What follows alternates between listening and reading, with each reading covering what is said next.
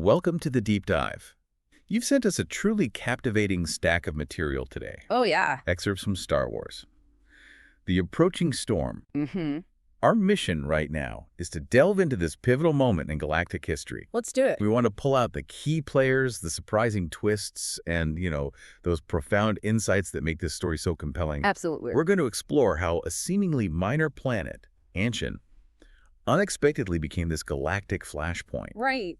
And how a team of Jedi had to navigate, well, a complex web of politics, incredibly diverse cultures, and some really unexpected dangers. And what's particularly striking about these sources, I think, is how they interweave that high-stakes political maneuvering with very personal journeys.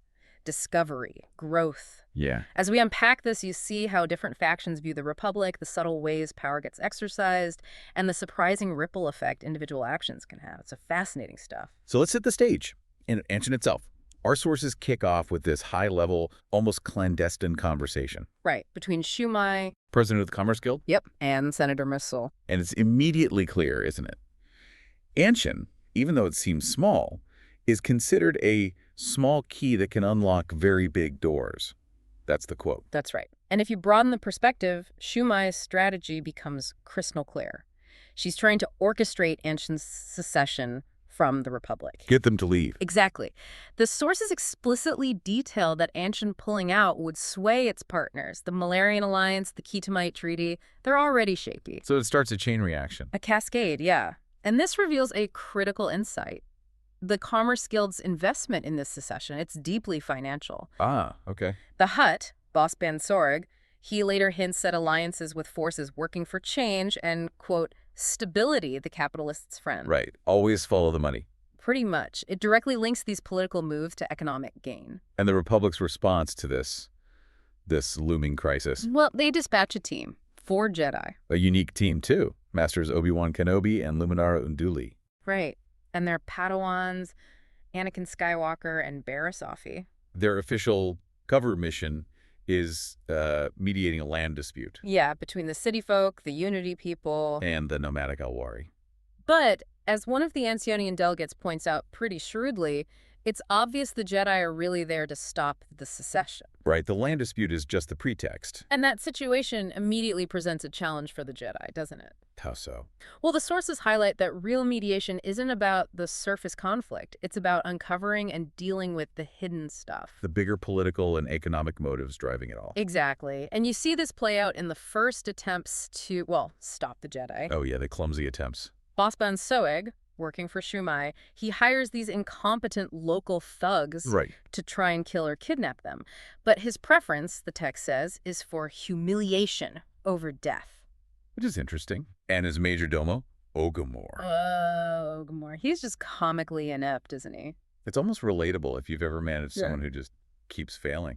Totally. It's a surprisingly human touch, even for a Hutt's operation. So the Jedi, they end up with these 2 unexpected guides. Kagta and Bolgan. Clanless Alwari, who are actually part of that failed kidnapping attempt. And Barriss healed them, right? That's how they got involved. Yeah, healed them. So they venture into the Ansionian prairies, huge, vast plains. And immediately they're immersed in this totally unique ecosystem. And the Alwari clans, they're not monolithic, very diverse. We quickly learn about their reliance on creatures like Subatars. Subatars, yeah. 6-legged things. Their main transport across the plains, described as incredibly fast. Which must have challenged the Jedi's assumptions, coming from, speeders and starships. Definitely. It forces them to adapt fast. Think about it. Jedi Masters having to rely on these local creatures, ancient ways of travel. It's a whole new skill set. Their first big stop is with the Yiwa clan. And this throws up a unique cultural hurdle. The Yiwa tradition requires guests to provide entertainment. Right. Not just show up asking for help. You have to contribute, which leads to some amazing moments. Yeah. Barriss does this incredible lightsaber dance. Transforming her weapon, yeah, from something lethal into an instrument of effulgent splendor, as the source puts it. Such beautiful phrasing. And what's striking is how her precision, her control, impresses people who've never seen anything like Jedi abilities. Then Anakin steps up, usually reserved, but he sings this sad song from his childhood. A really melancholic piece. And it connects deeply with the nomadic Yiwa, even across the language barrier. Speaks to the universal power of art, of shared emotion, Loneliness, maybe. Exactly. And finally, Luminara, just, wow. With the Force, she makes sand fall upwards. Upwards. A truly awe-inspiring display for the Yiwa. And these performances, they aren't just fluff, they're crucial. They gain the Yiwa's trust. It lays the groundwork. But those prairies, they're definitely not just peaceful plains. Far from it. The team faces these bizarre, terrifying local creatures. Gurks. Yeah, gurks that drag prey underwater super fast. And then the swarms of Chiron. Tiny herbivores, but... But traveling in hundreds of millions, they can just batter anything in their path through sheer numbers. And the plants. Carnivorous plants called chewiks. That's a chilling detail. Using the wind to hunt, paralyzing prey with nerve poison, native Ansionian flora. It makes you think, how do even seasoned warriors like Jedi deal with natural threats that the Force can't just deflect? That's a great question. And we get that moment of humor, but also insight when the Alwari guides describe humans. Oh yeah, no proper manes. And utterly useless toes. It just highlights how perspective shapes everything you perceive. Which also applies to how the Alwari view the Qulun. The Qulun, yeah. Yeah. The dirt crawlers, as they call them. It shows the prejudice isn't just city versus nomad. Speaking of Qulun, we meet Tuki. Ah, Tuki. Bold, furry, dwarf Ansionian. And a kleptomaniac. Yeah. Leads Barriss on this chase into his tribe's hidden caves underground. Right. And it's down there that Barriss displays her healing abilities again. Really profoundly this time. She does something amazing. She fixes Kiakta and Bolgan's lifelong pain. Chronic discomfort just gone. And that act earns their absolute deep loyalty. It's a turning point. If we connect that to the bigger picture. It's huge for Barriss's character. It solidifies her unique Force connection as a healer. And cements that bond with their guides.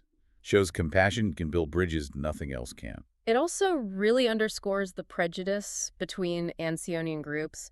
The Alwari plains dwellers look down on the subterranean Qulun. Just like the city folk look down on the Alwari. It's a cycle. Exactly. Mirrors the larger conflicts. So the journey goes on. They encounter the Qulun clan next. Nomadic traders. Led by Bayantu.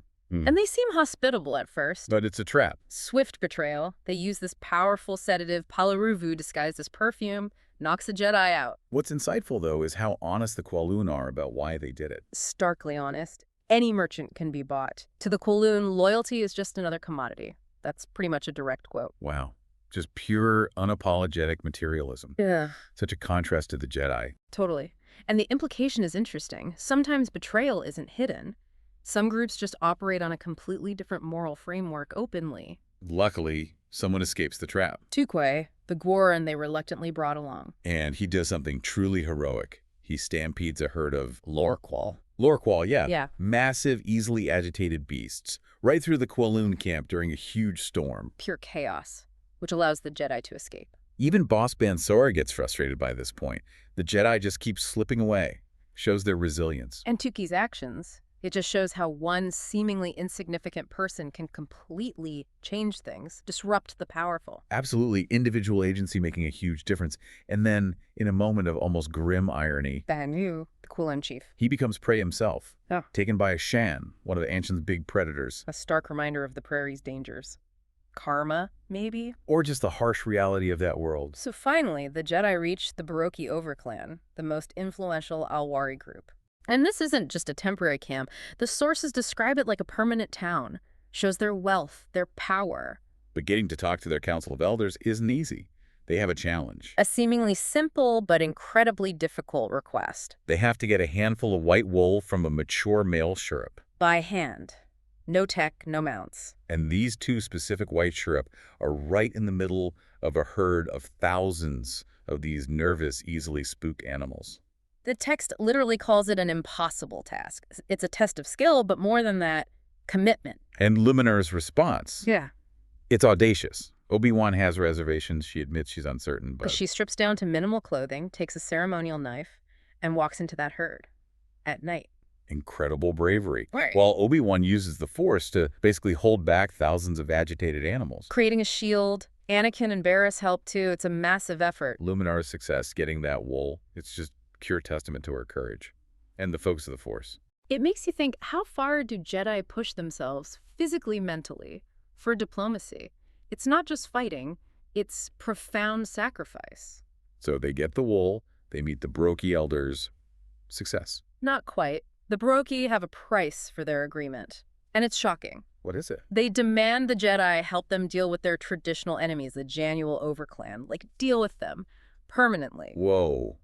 That goes against everything the Jedi stand for. Never taking sides in internal disputes. Exactly. It's a direct conflict with a core Jedi tenet. How do you resolve that? The implication seems to be that true resolution means sticking to your principles, even when it's hard. And Obi-Wan, ever calm, tells Luminara, no, there is another way, signaling they won't compromise the Jedi Code. So they go to the battlefield, Borokii on one side, Januul on the other, warriors ready. And Obi-Wan announces the Jedi are there to set an example. They step forward, alone, between the two armies. Amazing image. When the Januul leader charges, Obi-Wan just uses the Force to knock him off his mount. No harm done. And Anakin deflects blaster shots, but without cutting off limbs? Precision nonviolence. What's remarkable is that unwavering commitment to non-lethal action, even when attacked. They're physically demonstrating another path. Resolution without annihilation. Trying to win hearts and minds, not just a fight. Showing a way forward without violence. It's the Jedi way embodied. And it works. The Borokii and Januul actually agree.